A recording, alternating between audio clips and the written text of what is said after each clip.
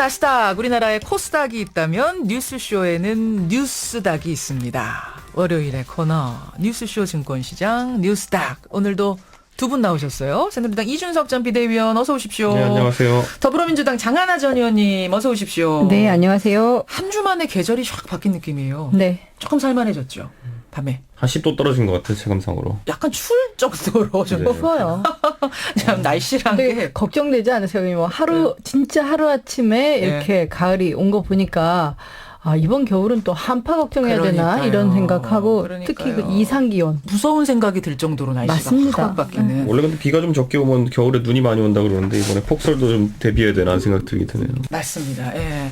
이렇게 하여튼 시원한 바람이 불과 며칠 만에 확 불어오는데 정치권도 뭔가 싹 바람이 부는 느낌을 저는 확 받습니다. 두 분 어떠셨는지 모르겠어요.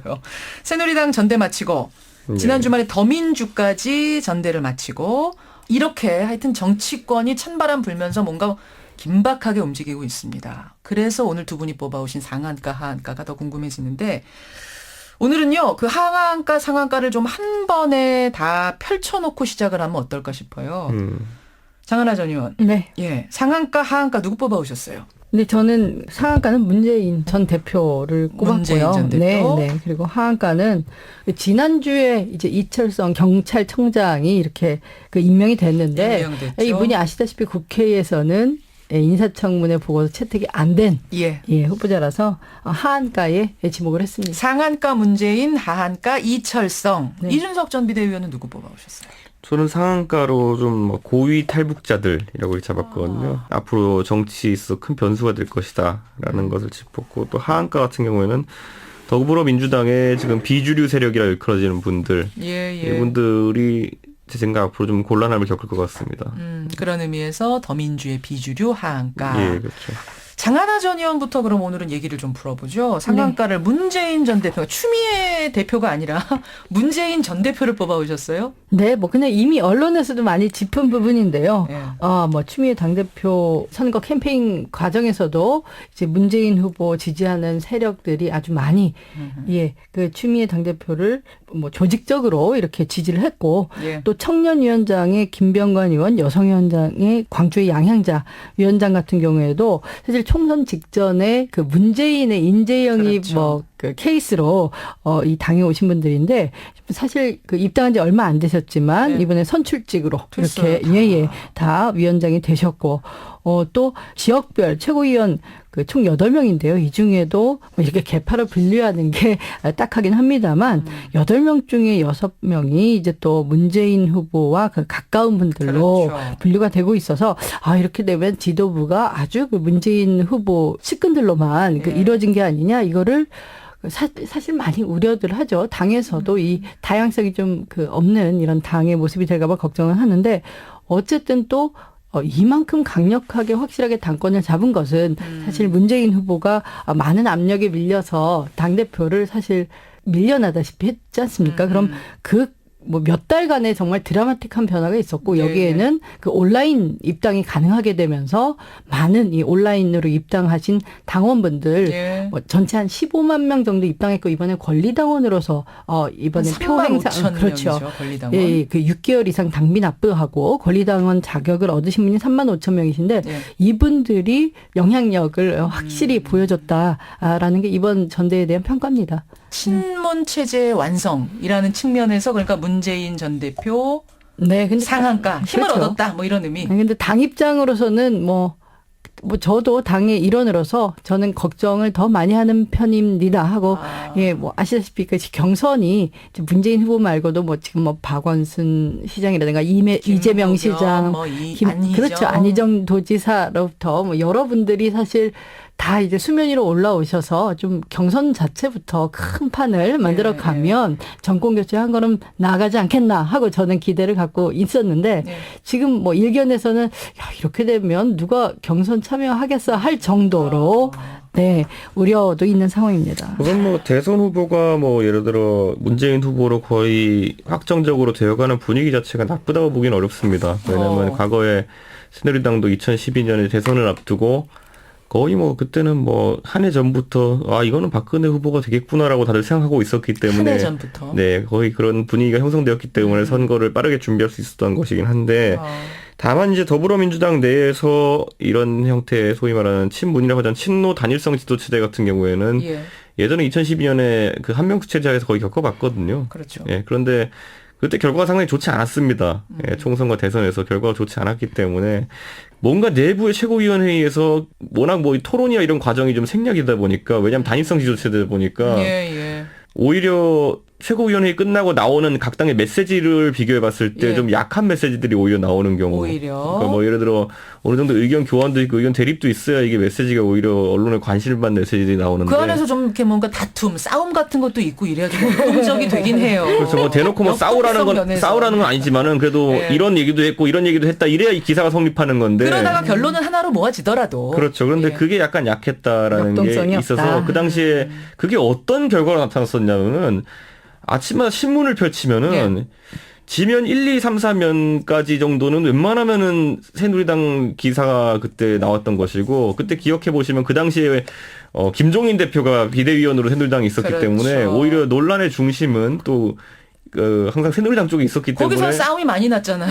주목도가 높았던 거죠. 그러니까 그렇네요. 지금 더불어민주당 같은 경우에도 결국에는 이번에 뭐 친노 친문 단일성 지도 체제가 성립되었지만은 예. 아까 장하나 의원 말씀하신 것처럼 이게 진짜 너무 원사이드한 그런 모습을 안 보이려면은 어떤 영역을 과연 비주류에게 마련해 줄 것이냐 이게 아마 관건이 될 것 중요한 같습니다. 부분 말씀하셨네요. 지금 다들 우려하는 거고 특히 이전에 그 문재인 대표는 한번 대선을 치르셨었잖아요. 예. 근데 그 과정에서 대선 캠페인 과정에서도 문제점이 지적된 게 그 당의 어떤 그 모든 어떤 에너지, 당이 가진 모든 무기를 네. 총동원해도 부족할 판에 이 캠페인 과정에서도 나 이렇게 일하려고 준비하고 있었는데 나를 그렇게 많이 안 쓰네. 뭐 이렇게 느낀 그 당의 구성원들이 있었고요. 있었어요. 그것 때문에 이제 그 대선 그 패배 이후에도 예. 내부에 대한 어떤 반성도 좀 많았는데 예. 뭐 저는 그런 잘못을 다시 한번 반복하지만 않는다면 예. 그렇잖아요.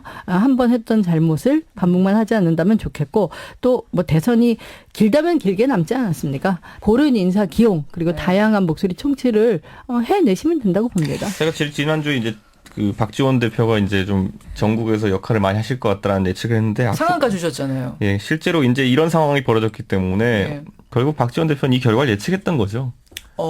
그렇기 때문에 그 당시 한 2주 전부터 네. 손학규 대표에 대한 영입을 굉장히 아하. 공을 들이는 모습 등 국민의당에서 보인 거고 지금 이 시점에서 결국 더불어민주당 플러스 유력 대권 후보 문재인의 고민은 손학규로 대표되는 그런 비주류 세력을 어떻게 지금 끌어안을 것인가. 경선판에 어떻게 끌어들일 것이냐. 그렇죠. 그럼 많은 사람들 경선판에 끌어들이지 않아도 됩니다. 과거에 박근혜 비상대책위원장이 예. 본인의 경제 멘토로서 김종인 비대위원을 영입했던 것처럼 결국 손학규 대표가 만족할 만한 어떤 그런 형태의 참여를 부탁할 수 있는지. 왜냐하면 솔직히 말하면은 국민의당 가면은 더 하면 더 했지 덜 하지는 않습니다. 거기 가면 거기는 문재인 대표보다 더한 그 안철수 대표가 당에 자리 대한 잡고 지배력을 있죠. 갖고 있기 때문에 그럼요. 그렇기 예. 때문에 지금 과연 그것을 어떻게 현실적으로 영역을 만들어 주느냐. 왜냐하면 아직까지도 제1야당으로서 더불어민주당이 가진 어쨌든 그 매력이라는 것은 결국 국민의당이 못하지 않습니다. 그렇기 예, 때문에 예. 손학규 대표 입장에서도 많은 고민이 될 텐데 과연 얼마나 파격적인 그런 제안을 할 수 영역을 있느냐. 만들어주느냐. 그게 아마 이제 관건이 될 겁니다. 그 영역이 안 만들어지면 결국 그래서 나오는 게 제3지대론 아니에요. 그렇죠. 결국은 제3지대로 가지 않겠느냐. 제3지대론이라는 것도 그런데 지금 솔직히 보면은 제3지대론이라는 것도 지난 한 1, 2주간 예. 급격하게 이거는 김종인 대표 위주로 모이는 집단이다라는 형태의 성격이 규정되어 가고 있기 때문에 아하. 사실 예를 들어 손학규 대표께서 뭐 굳이 한 세력을 선택한다고 해도 예. 다 비슷비슷합니다. 가면은 그 비슷비슷하다. 헤게모니를 가진 분들이 있다는 것이 존재한다는 것은 비슷비슷하고요. 결국은 더민주가 얼마나 대우해 주냐 이건데. 근데 지금 말씀하셨는데 경선판 아니라 다른 역할일 수도 있다고 하셨는데 손학규 고문 입장에서 네. 경선이 아닌 그러니까 대통령이 아닌 다른 역할을 만족할 수 있을까요? 아이고 평생 2인자로 계시면서 평생 그 최고 지위를 노리셨던 김종필 총리도 예. 결국에는 DJP 연합이라는 걸 만들어내지 않았습니까? 예, 저는 그게 다 이제 경륜 정치 지도자 입장에서는 시대 정신에 몸을 맡기면서 그 역할론이라는 거는 본인이 다르게 규정할 수 있다는 생각이 들거든요.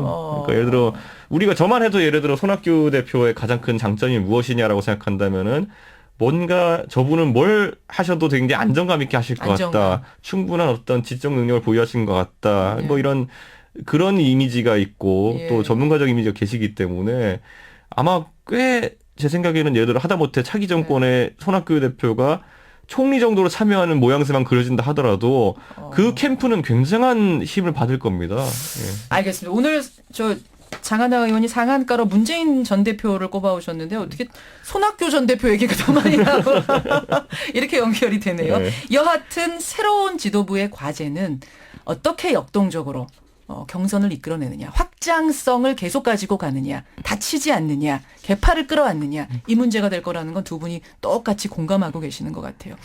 근데 이준석 전 비대위원은 지금 하한가로 더민주 비주류를 꼽아오셨단 말이에요. 그리고 또 저는 더 이제 좀 비주류 입장에서는 좀 머리가 아플 것인 게 뭐냐면은 최고위원으로 당선되신 분들이 주류 중에서도 그렇게 주류는 아닙니다. 예. 그래요? 제가 이렇게 말씀드리면 좀 그래요? 장하나 의원 그래요? 그러니까 아니, 무슨 뜻인지 제가 아니 이분들이 그러니까 전혀 그렇게 기분 나쁜 의도로 이렇게 말씀드린 게 네, 네. 아니라 예, 우리가 예. 봤을 때 주류 친노라 친문이라고 하면서 보통 비판하는 그런 가치들이라고 해야 될까요? 그러니까 그런 것들과는 좀 관계가 먼 분들입니다. 그러니까 상대적으로 좀 온건한 성향의 친문 친노 지도부기 때문에 예. 비주류 입장에서도 각을 세우기가 굉장히 어려운 그런 지도부가 섰습니다. 그리고 결국 비주류라는 분들은 예. 이런 친노 또는 친문의 어쨌든 그런 뭐랄까 좀 골수성이 강화될 때 그 가치가 오히려 좀 반대 입장에서 좀 돋보이는 분들인데 그러기가 굉장히 힘들어요. 이분들이 지금 친노 친문 지도부라고 하지만은 뭐 그 개파 간에 그걸로 놓고 보면 굉장히 중도적인 입장을 취하시는 분들이기 때문에 예. 저는 오히려 자칫 잘못하면은 그 비주류 하시는 분이 설 공간 자체가 없어지겠구나. 설 공간이 없어질 정도. 라는 약간 그런 생각이 들긴 합니다. 이른바 비주류라고 일컬어지는 그분들의 앞으로의 행로는 어떻게 될까? 이러다가 당에서 정말 어떤 원심력에 의해서 튕겨져 나가는 건 아닌가? 어떻게 보세요?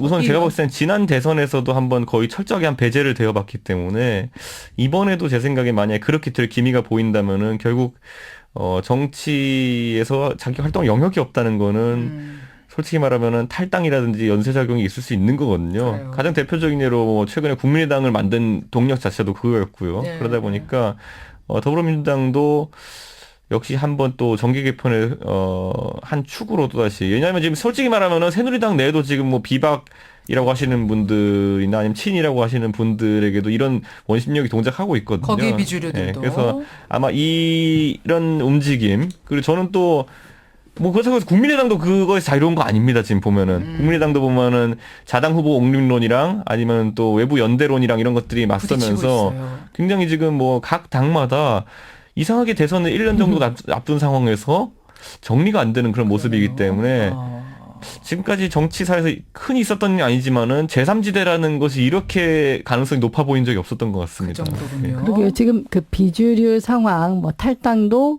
뭐 배제할 수 없다고 언급을 하셨는데, 뭐 지금 비주류라고 했을 때도 뭐 비주류가 뭐 말씀하신 뭐 우리 이정걸 전 원내대표라든가 뭐 예. 이런 몇 분을 이렇게 생각하는데 당내에 꼭 그런 비주류만 있는 것도 아니고요. 뭐 장하나 전 의원 같은 비주류도 있는 것이고 또 그 당내 주류라는 분들도 지금까지는 아까 그 스포트라이트를 받으신 분들은 저런 사람이 그러면 문재인이나 아니면 친노야라고 생각하셨는데 또 그분들이 또 당내에서 장악력을 갖고 있지도 않고 알겠습니다. 어떻게 보면 이번 이 선거 결과가 지금까지 나왔던 어떤 당에 대한 그 더 씌워진 이미지를 많이 해소하는 실제 당권을 보여주는 근데 이런 결과라고 볼 수 있겠어요. 이번 선거 있기 전에 이제 김종인 대표가 이종걸 원내대표 출마할 때 왜 자기 이기는지 지는지 선거인지 모르고 나가려고 그러냐는 말렸다잖아요. 말렸다고 했는데 비주류 단일 후보를 냈는데 깨진 상황이거든요. 오히려 이런 것 때문에 뭐랄까요 반대파에서